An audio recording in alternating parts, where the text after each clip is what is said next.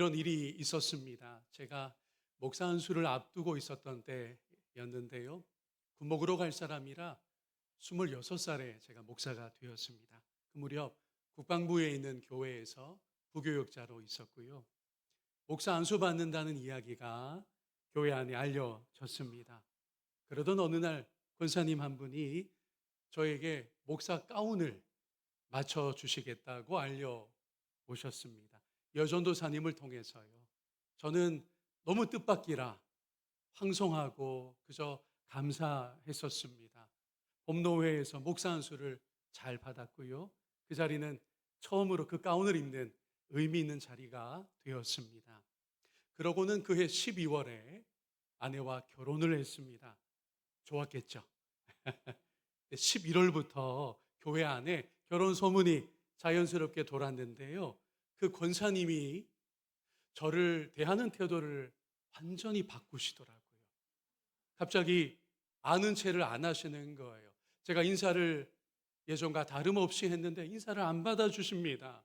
11월이었는데 1월 찬바람이 막 저에게 불어닥치는 거였어요. 아무리 생각해도 내가 딱히 실수한 건 없는 것 같은데 권사님에게, 전도사님에게 물었습니다. 전도사님, 제가 뭘 놓친 게 있나요? 제가 잘못한 게 혹시 있을까요? 권사님이 왜 저를 냉대하시는 걸까요? 혹시 아세요? 전사님이 뜸을 좀 들이더니 입을 뗍니다. 권사님이 자기 딸을 좀 맺어보려고 했었어요. 그래서 가운을 해주셨던 거고요. 의도가 좀 있다고 목사님한테 귀띔하려고 하다가 그저 순수하게 전달되기를 저도 바라서 이 부분은 얘기를 안 했었습니다. 사람 관계도 세상 물정도 모르던 저로서는 적잖게 난처했습니다. 제가 잘못한 건 없는데 꼭 나쁜 사람 된 이상한 기분이 드는 거예요. 제가 여러 날을 고민하다가 가운 값을 돌려드리려고 했어요. 정말로요. 봉투에 딱 준비까지 하려고 마음먹어서, 권사님, 저는 그저 주시는 줄 알았어요. 그저 사랑으로 까닭 없이 저를 도와주시는 줄 알았어요. 그렇지 않다면 저도 불편하니 다시 받으세요. 이러고 싶었다고요. 무엇보다 깨우치는 기회가 되었습니다. 교회 안에도 공짜는 없구나 라는 것을요. 우리가 성도의 교제라고 말들은 하지만 이유를 갖고서 하는구나. 이유 없이, 까닭 없이 주고 섬기면 안 되는 것일까? 세상에는 공짜 점심 같은 건 없습니다. 이걸 우리가 다 알아요. 많이 겪어왔습니다. 가는 게 있어야 오는 게 있는 법이죠. 또 오는 걸 바라고 뭔가 해줍니다. 다들 계산이 있어요. 까닭이 있습니다.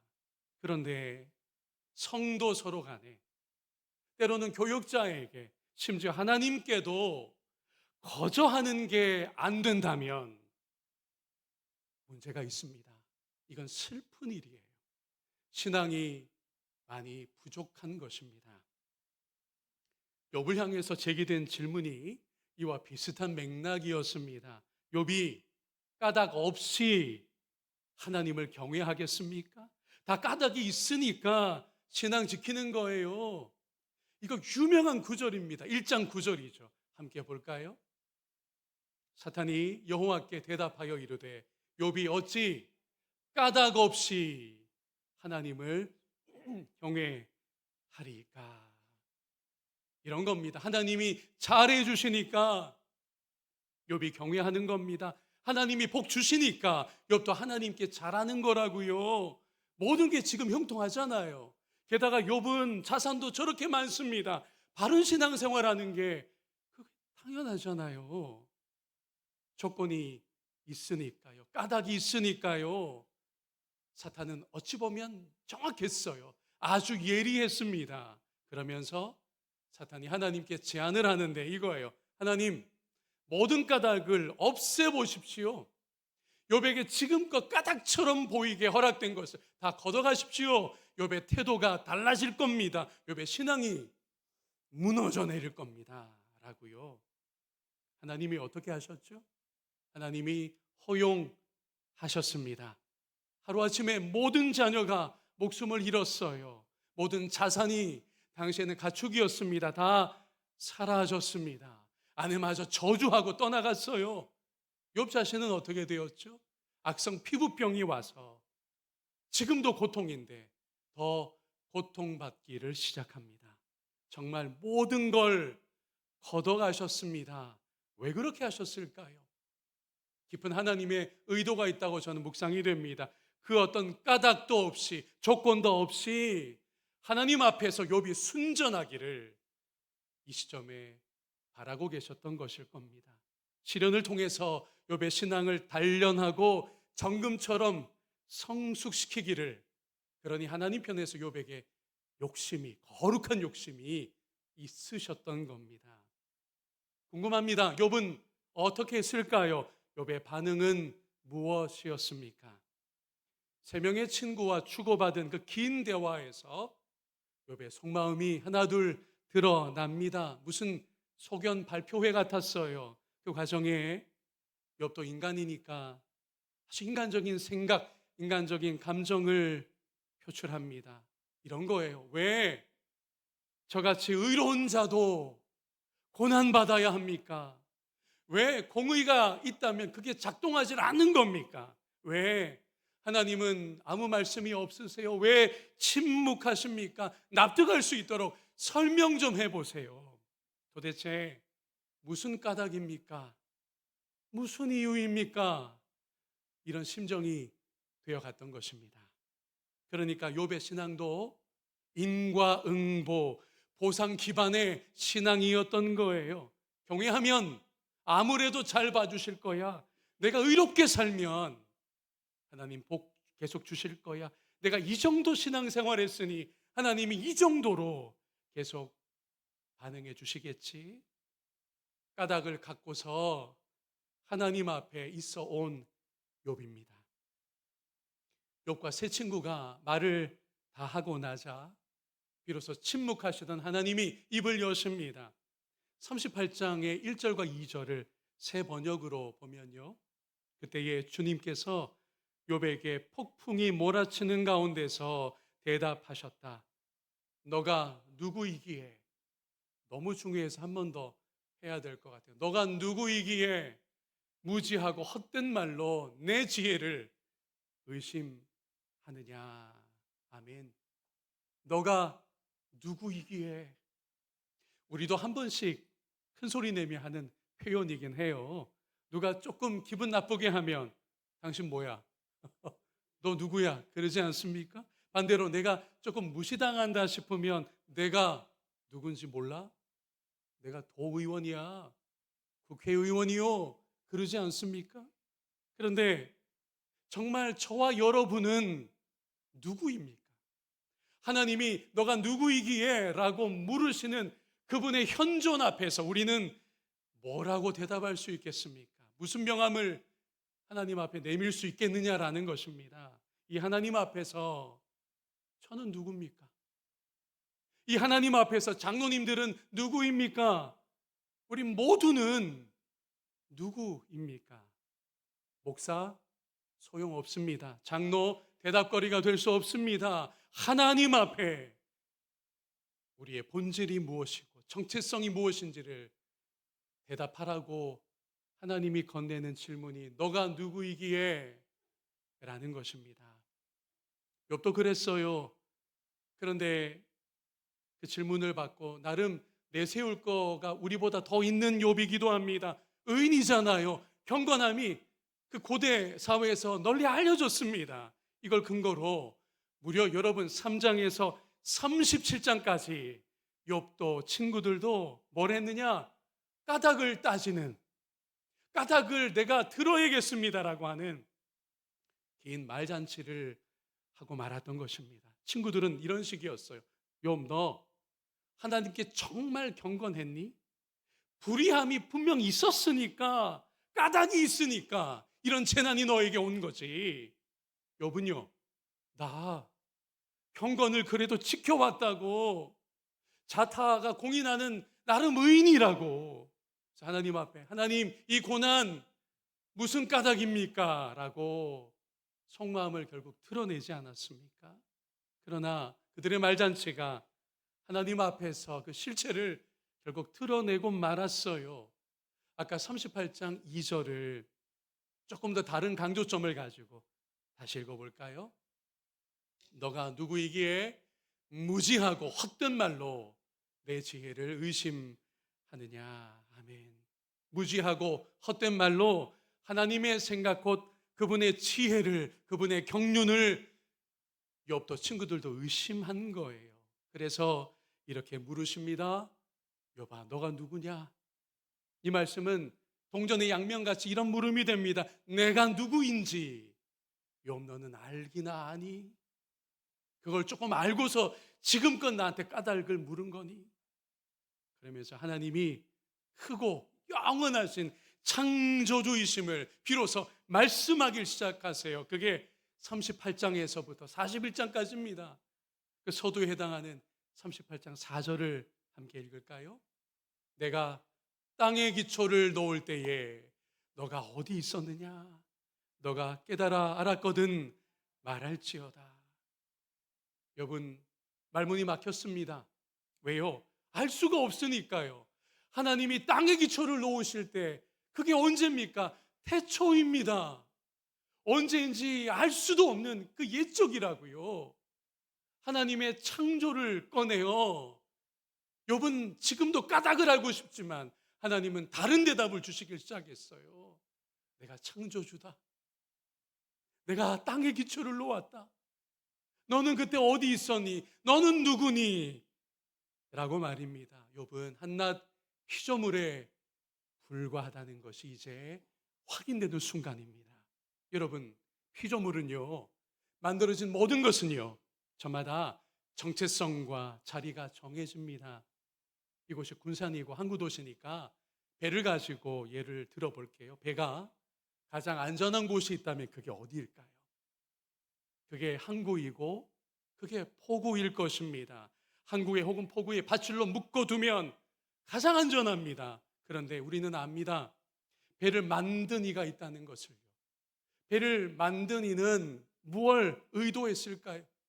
무슨 목적이, 배의 어떤 정체성이 이미 의도되었을까요? 맞습니다. 배는 바다로 나가야 합니다. 그곳이 배의 자리입니다. 그것이 배의 정체성인 것이고요. 존 쉐드라는 분이 있어요.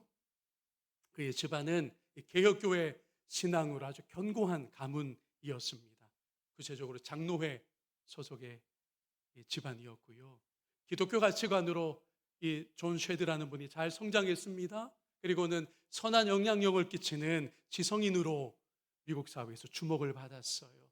책들을 써냈고 그리고 지금도 회자되는 명언들도 남겼는데 여러분이 꼭 한 번은 들어보았을 만한 그 명언도 존 쉐드의 것입니다. 이거죠. 배는 항구에 있을 때 안전하지만 그것이 배가 만들어진 목적은 아닙니다. 이게 존 쉐드의 유명한 이야기 중에 하나예요. 성경적 가치, 기독교 세계관 배경에서 이 명언이 나온 것이고요. 욥이 비로소 깨달은 것도 자기의 존재 목적, 자기의 정체성, 자기의 자리에 관한 것이었습니다. 이걸 시인하게 되는데 비로소 하나님이 38장에서 41장까지 말씀을 들려주셨기 때문이었습니다. 하나님이 이렇게 말씀을 이어가셨죠. 내가 땅에 기초를 놓았다. 바다의 경계도 내가 정했다. 별자리를 내가 조성했다. 그런데 내 앞에서 이런 나에게 욥아 너는 누구니? 창조의 일들을 내가 해나갈 때 너는 어디 있었니? 욥아 너 야생사슴이 새끼 낳는 거 본 적이 있니? 욥은 계속 말문이 막혔어요. 본 적이 없으니까요. 알 턱이 없으니까요. 또 여러분 38장에서 41장까지를 읽어보셔야 돼요. 욥아 너 타조의 본성을 알기나 아니? 알 턱이 없습니다. 하나님이 왜 이런 동문서답 같은 말씀만 주셨느냐? 이런 모든 생태를, 이 원리들을 내가 부여했단다. 그런 내 앞에서 너는 누구니? 이걸 계속 몰아가셨던 겁니다. 어찌 보면 하나님의 대답은 너무 이상합니다. 딴 말씀하시고 동문서답이니까요. 욥은 고난의 까닭에 대해서 지금껏 친구들과 더불어 말해왔는데 하나님은 자신의 창조를 이야기하십니다. 그 놀라운 세상에 관하여 답을 주셨을 뿐이라는 거죠. 욥은 끝내 까닭을 들을 수가 없었습니다. 욥기 마지막 장 마지막 절까지 가도요, 왜 그런 고난이 욥에게 왔는지 하나님이 명시적으로 말씀하시질 않습니다. 대신 하나님은 오히려 욥이 근본적인 대답을 듣도록 말씀해 주셨습니다. 그래서 욥이 이제 이렇게 반응하기에 이르렀어요. 42장에서 우리 5절과 2절을 세 번역으로 볼까요? 주님이 어떤 분이시라는 것을 지금까지는 제가 귀로만 들었습니다. 그러나 이제는 제가 제 눈으로 주님을 뵙습니다. 주님께서는 못하시는 일이 없으시다는 것을 이제 저는 알았습니다. 주님의 계획은 어김없이 이루어진다는 것도 저는 깨달았습니다. 욥이 이렇게 시인하고 고백하고 있는 거예요. 주님, 주 하나님, 정말 위대하시군요. 저는 한낱 인간이요 피조물인데 감당할 수 없는 하나님이심을 이제 제가 깨닫습니다. 모든 주권이 하나님께 있습니다. 그러니 못하실 일이 없습니다. 저는 이런 고난은 하나님이 하지 않으셔야 될 일이라고 속으로 여겨왔지만 하나님이 창조주이시요 모든 주권을 갖고 계신다면 저에게 고난을 허용하신 것도 정당하십니다. 하나님이 하실 수 있는 일입니다. 이런 의미로 욥이 아름다운 시어로 어떤 고백을 하죠? 지금껏 제가 듣기만 했는데 하나님의 말씀을 38장에서 41장까지 듣고 나니 이제 제 눈에 하나님이 참으로 보입니다. 하나님이 정말 보입니다. 라고 하는 놀라운 고백을 하게 된 것입니다. 까닭을 주장하지 않고 욥은 회개의 자리로 나아갑니다. 42장 6절 말씀인데요. 이렇게 되어 있죠. 그러므로 저는 제 주장을 거두어 드리고 티끌과 잿더미 위에 앉아서 회개합니다. 가장 중요한 반응을 지금 우리가 목도하고 있는 겁니다. 티끌과 잿더미 위에 욥이 거길 자기 자리로 삼아 주저앉은 거예요. 이런 회개입니다. 제가 묵상한 것인데요. 티끌과 잿더미 즉 흙으로 하나님이 저를 지으셨습니다. 저는 피조물입니다. 두 번째, 티끌과 잿더미로 돌아갈 존재가 바로 접니다. 저의 공로 주장과 옳다는 생각을 산산히 부수어 주셔서 참으로 이 잿더미 위에 있게 해주십시오. 세 번째, 이제는 하나님의 까닭 없는 은혜를 저로 보게 해 주십시오. 여러분, 배를 만든 이가 그 배를 바다에 있도록 의도한 것처럼 창조주 하나님은요, 우리에게 티끌과 잿더미라는 자리를 의도하셨어요. 우리의 마음이 높아질 때마다, 우리가 하나님을 향해서도 까닭을 따질 때마다 너는 잿더미 위에 가 있으렴, 너는 티끌 위에 머물러 있으렴. 그러면 다시 너의 위치를, 너의 본질을 알게 된단다. 너는 흙으로 만들어진 한 인간이요 피조물인 것이다 라는 하나님의 뜻을 깨닫게 된다는 겁니다. 또한 배를 만든 이가 그 배를 항해라는 목적으로 만든 것처럼 하나님은 우리에게요, 하나님을 향하여 까닭을 묻기보다 그분을 경외하도록 지으신 줄로 믿습니다. 하나님은 까닭 없는, 이유도 없는, 우리의 공로는 전혀 없는 은혜를 주신다는 오늘 설교의 마지막 자리로 우리가 이제 나아갔으면 좋겠어요. 우리는 어려운 일, 좀 생각과 다른 인생이 뭔가 생기면 까닭을 찾아요. 하나님 설명 좀 해보세요 라는 시기잖아요. 우리가 발견하게 될 그 어떤 까닭보다도 훨씬 까닭 없는 하나님의 은혜가 있었음을 우리가 한순간도 잊지 않았으면 좋겠습니다. 하나뿐인 아들 그리스도를 우리에게 내어주신 은혜입니다. 또한 그에게 우리 앞서 온갖 고난을 겪게 하신 은혜입니다. 이것은 우리 연약한 체질과 인생을 체휼해 주신 은혜인 것입니다. 무엇보다 우리를 대신하여 죄와 저주를 오롯이 짊어지게 하셨어요. 십자가 은혜인 것입니다. 우리는 까닭을 알아야 하겠지만 하나님은 늘 까닭 없이 우리에게 은혜를 주시고 또 주시고 은혜를 다시 주시는 하나님이십니다. 그러하게 여러분, 까닭 없이 어려움을 겪는다 싶을 때 참으로 까닭 없는 하나님의 은혜를 새롭게 만나게 되기를 축복합니다. 까닭을 주장하고 싶을 때가 있어요. 특히 중직자분들이 그런 유혹에, 교만에도 빠질 수 있어요. 그럴 때 까닭 없이 주신 하나님의 은혜 앞에 무릎 꿇게 되기를 축원합니다. 그리고 우리 서로 까닭 없이 친절하면 좋겠어요. 우리 서로에게 까닭 없이 베풀었으면 좋겠습니다. 까닭 없이 봉사하고 까닭 없이 사랑하는 저와 여러분의 조금은 순수한 신앙의 회복이 있기를 간절히 원합니다. 오랜 교회 역사 속에 지난주 수요일은 죄의 수요일이라고 불렸습니다. 영어로 Ash Wednesday라고 하죠. 같은 개혁교회 중 하나인 루터 교회에서는 여전히 이 날을 지키며 회개의 날로 모입니다. 이런 회개입니다. 주님, 우리는 유한한 존재입니다. 그저 잿더미 위에 우리도 있어야 할 뿐입니다. 그 흙으로 우리를 지으셨기에 저희의 자리는 피조물의 위치인 것입니다. 주님, 그러니 그동안 의롭다라고 여기고 교만했었음을 회개합니다. 저를 허물어 주십시오. 이게 오늘도 루터 교회에서 여전히 이어나가는 제2의 수요일의 영성이에요. 그리고는 어떻게 하느냐? 준비된 재를요 실제로 이마에 바릅니다. 여기 이마에 재를 발라요. 여러분, 제가 딱 한 번, 제가 장로교회 소속 목사이지만 저도 루터교 목사님이 제 이마에 재를 발라주신 적이 있어요. 군목 시절에 다양한 경험을 하나님이 하도록 하셨는데 그 중에 하나가 한미연합훈련에 제가 증원요원으로 참가한 거예요.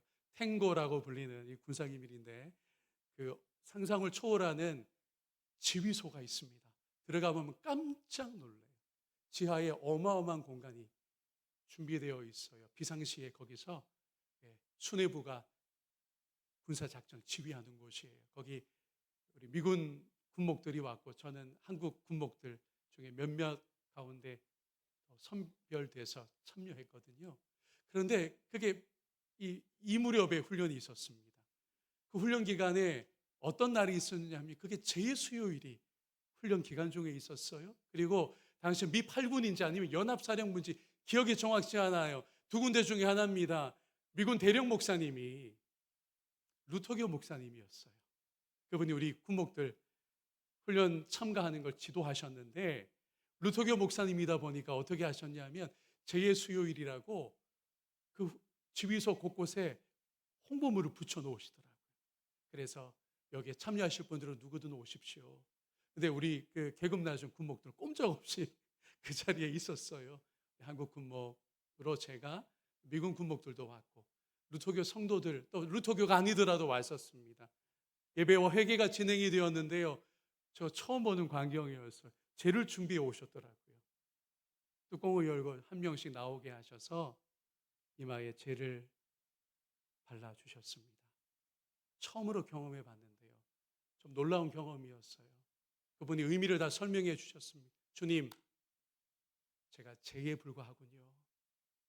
제가 흙으로 지음받았고 결국은 지위고하를 막론하고 이 땅에서 흙으로 돌아가야 되는군요. 교만하지 않겠습니다. 잘난 척하지 않겠습니다. 겸손히 그리스도께서 먼저 걸어가신 고난을 따르는 주의 제자 되게 해주십시오. 참 좋았습니다. 장로교회에서는 그렇게 하지 않지만 그런데 중심은 같아야 한다고 저는 믿습니다. 말씀을 정리합니다.